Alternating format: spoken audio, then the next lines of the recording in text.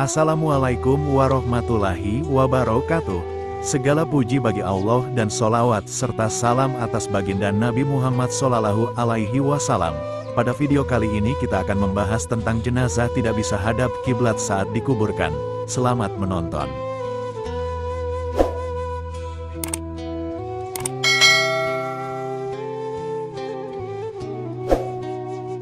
Pemuda ini sering menangis, takut dan tampak gelisah. Ternyata, terkait dengan kisah hidupnya di masa lalu sebagai tukang gali kubur.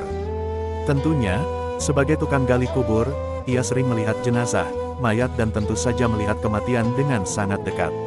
Anehnya, ketika ia jadi tukang gali kubur, pemuda itu sering melihat beberapa mayat yang berubah posisinya. Bahkan beberapa mayat tersebut tidak lagi menghadap kiblat. Ia juga meyakini, tidak ada seorang pun yang memindahkan posisi mayat-mayat tersebut. Hal ini membuatnya traumatis. Kisah ini sendiri termaktub dalam kitab Uyun Al-Hikayat min Qasas Asy-Syalihin wa Nawadir Az-Zahidin karya Ibnul Jauzi. Suatu ketika, pemuda tukang gali kubur itu pun bertemu dengan Yusuf bin Asbat, seorang alim dan saleh. Akhirnya ia bercerita tentang kisah masa lalunya sebagai tukang kubur. Mayat tidak menghadap kiblat, ia pun mengisahkan kejadian aneh yang dialaminya tersebut kepada Yusuf bin Asbat.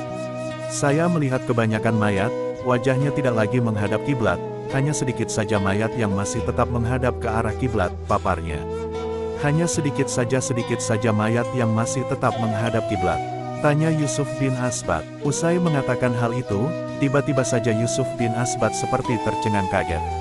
Lantas, ia pun tidak sadarkan diri.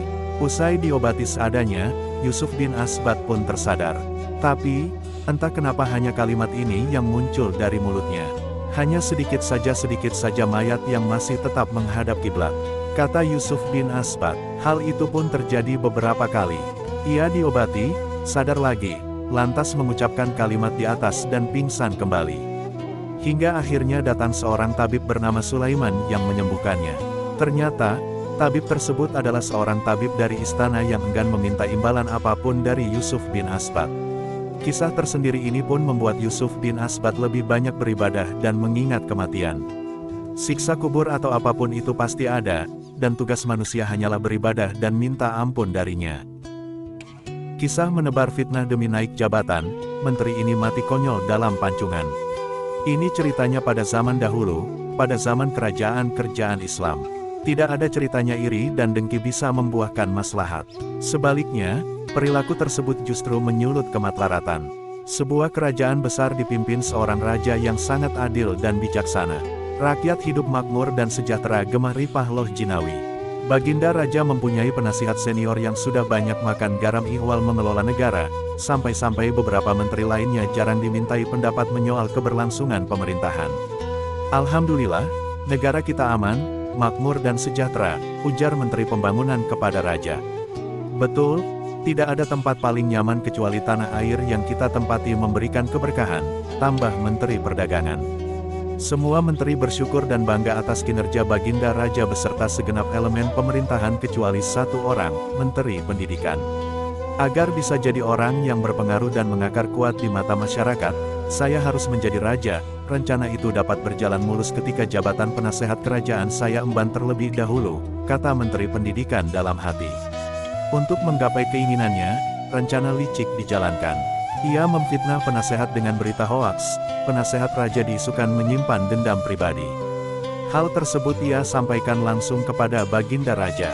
Baginda, diam-diam penasehat ingin mengkudeta tahta yang engkau duduki. Besok Baginda akan lihat sendiri betapa sombongnya dia. Hamba yakin dia tidak mau bertatap muka dan berbicara dengan Baginda, kata Menteri Pendidikan. Kok bisa begitu? Jawab Baginda Raja. Diam-diam, penasehat mengumbar berita bahwa tubuh Baginda mengeluarkan bau busuk. Penyakit aneh ini bisa menular lewat mulut ketika si penderita ngobrol tatap muka dengan lawan bicaranya. Baginda Raja manggut-manggut mengiyakan. Kalau begitu, akan kubuktikan sendiri benar tidaknya laporan tersebut. Jika memang terbukti, maka Algojo akan mengeksekusinya dengan hukuman pancung, ucap Raja dalam hati. Prajurit, panggil penasehat, ada tugas yang ingin aku sampaikan kepadanya. Perintah Raja. Siap Baginda, jawab prajurit dengan tegas. Prajurit utusan telah sampai di kediaman penasehat dan menyampaikan perintah dari Baginda. Setelah utusan raja kembali, penasehat bersiap-siap menuju istana. Di tengah perjalanan, ia dicegat oleh Menteri Pendidikan sambil berkata, "Ayo mampir ke rumah, lagi ada hajatan, istriku masak banyak makanan." Tak mungkin menolak, ia mampir lalu menyantap hidangan dengan lahap. Begitu selesai, penasehat sadar bahwa aneka macam hidangan disajikan dengan bumbu yang menimbulkan bau tak sedap di mulut. Ia berpikir keras jangan sampai tercium oleh Baginda ketika sampai di istana. Apa yang dikatakan oleh Menteri Pendidikan terbukti valid. Begitu berdekatan dengan Baginda ia berusaha agar tidak terlalu berdekatan juga menghindar untuk bertatapan langsung. Pembahasan yang sebenarnya harus dilakukan dengan sungguh-sungguh dan detail harus terkendala sebab tingkah si penasehat. Baginda Raja Muntap, tapi ia pandai menyembunyikan amarahnya sambil menulis selembar surat yang berisi hukuman pancung bagi yang membawanya lalu menyerahkan kepada penasehat. "Bawa dan antarkan surat ini ke alamat yang dituju," perintah Baginda kepada penasehat dengan menyodorkan map. "Siap Baginda," ucap penasehat. Bergegas ia pergi ke alamat yang sesuai dengan kop surat. Sesampainya di tengah jalan ia berpapasan lagi dengan Menteri Pendidikan. "Mampus kau, tak lama lagi pesaing terberatku akan lenyap," ucapnya dalam hati.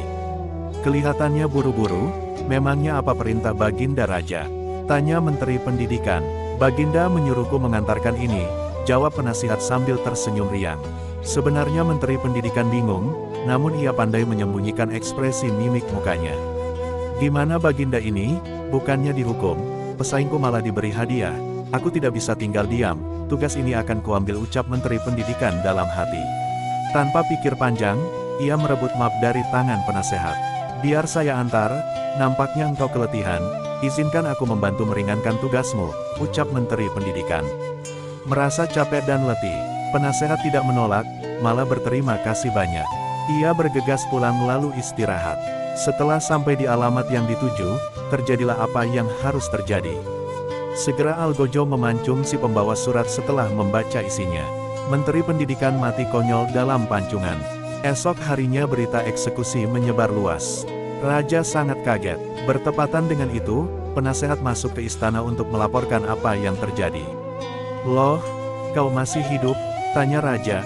"Ada apa Raja? Apa kesalahan yang hamba lakukan sehingga Baginda ingin menghukum hamba?" Kemudian Raja menceritakan kronologi dari awal sampai ia menulis surat perintah eksekusi. Penasehat terperanjat kaget, kemudian ia menambahkan, alasan kenapa tempo hari ketika bertatap muka dengan Baginda Raja, ia bertingkah aneh. Mungkin ini ganjaran kepada orang yang punya sifat iri dan dengki sampai tega memfitnah teman sendiri. Nauzubillahi min zalik, lanjut Baginda Raja. Kisah ini diceritakan oleh Kiai Patkur Rahman saat ngaji rutin kitab Nasoihul Ibad di Masjid Jami Baitur Rahman DS, Tulungagung, Kec, Baureno, Kap Bojonegoro. Semoga pembahasan kali ini bermanfaat bagi kita semua dan menambah wawasan kita. Sekian saya akhiri. Wassalamualaikum warahmatullahi wabarakatuh.